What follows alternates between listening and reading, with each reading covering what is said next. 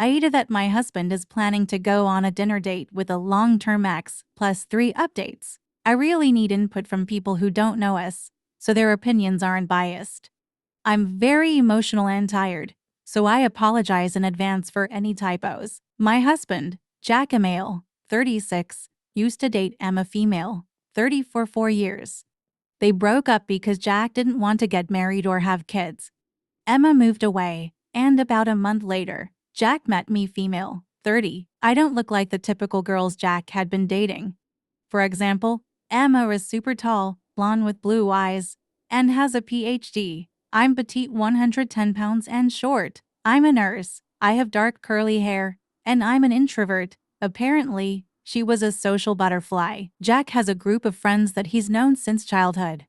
They are like brothers to him, but from the very beginning, they didn't like me. They still call me the rebound girl. At our wedding, during his best man speech, he joked, "We all thought rebound girls were temporary, but our brother Jack made an honest woman out of her." Everyone laughed. I didn't. They also joke that I'm just a nurse, and that Jack downgraded since he has a PhD, technically postdoctoral, from a doctor to just a nurse. For my own sanity, I ignore them, and Jack still hangs out with them regularly. Last weekend, there was a fundraising gala, and Emma was there.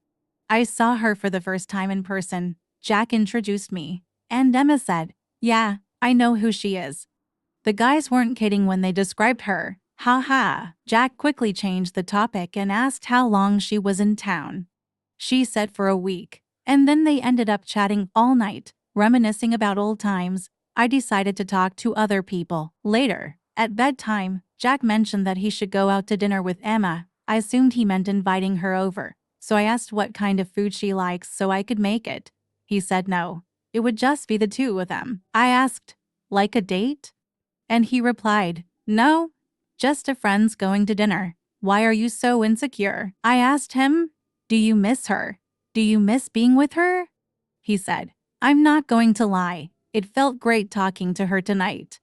There's just something about her." I got really upset and told him he can do whatever he wants, but if he goes on this dinner date, I'm done. He thinks I'm overreacting and being insecure. So, wise people of Reddit, is this rebound girl overreacting? Update. It's 4:45 a.m., and I didn't sleep last night.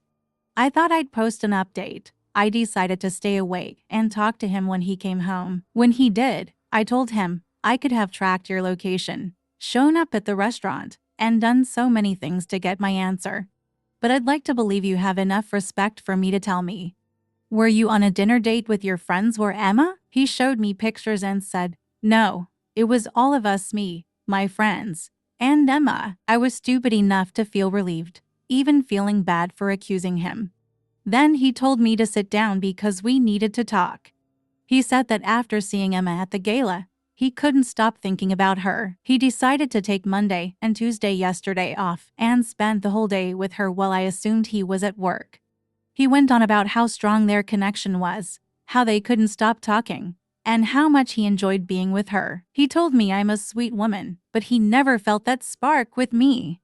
He said that at dinner, Emma was laughing and having fun with everyone, and it felt like old times compared to me being quiet and uncomfortable around his friends. He said it's best if we go our separate ways. I asked him if they had intimacy, and he didn't reply. I asked again and again, but he still wouldn't answer. I was so upset and asked, "Why did you marry me if you're not over her?" He said he thought I was the one, but these past 2 days made him realize there's no spark between us. He kept going on about how sweet I am and that I'll find someone too. I told him to shut up. I said, "Emma knew about your cancer treatments. Where was she when you needed a friend? Why didn't she ever call you back then?" He went quiet. I feel stupid for ignoring all the red flags over the years and wasting 6 years of my life with him. My next step is hiring a lawyer and finding my own place. I feel so numb right now. I'm going to contact my brother to help me. Thank you, everyone. Update 2. I will see a lawyer soon. My ex and I got in a huge argument tonight. We share a house that we are currently living. He sleeps in our bedroom. I sleep in the spare room. He told me tonight that he wants his girlfriend to stay with him, yes, at our house. while she is in town. Can I legally call the police to kick her out? Or since house is under his name too, he can bring anyone and cops can't do anything?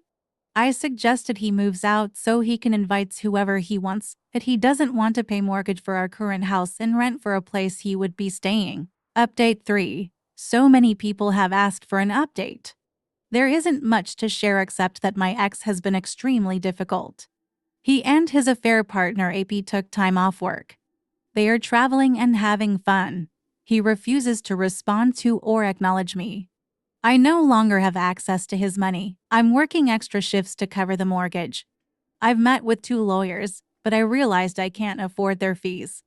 Thankfully, I have access to free legal advice sessions through my Employee Assistance Program EAP at work, so I'm currently on the waiting list for it. I'm planning to send him the bill for half of the house expenses since we separated.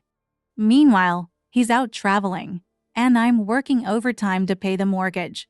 I can't put the house on the market because I need his signature on the papers, too. So, basically, no real update on my situation. His family has pretty much ghosted me. His mom initially acted sympathetic, but then stopped replying. His friends never liked me, so that isn't much of a surprise.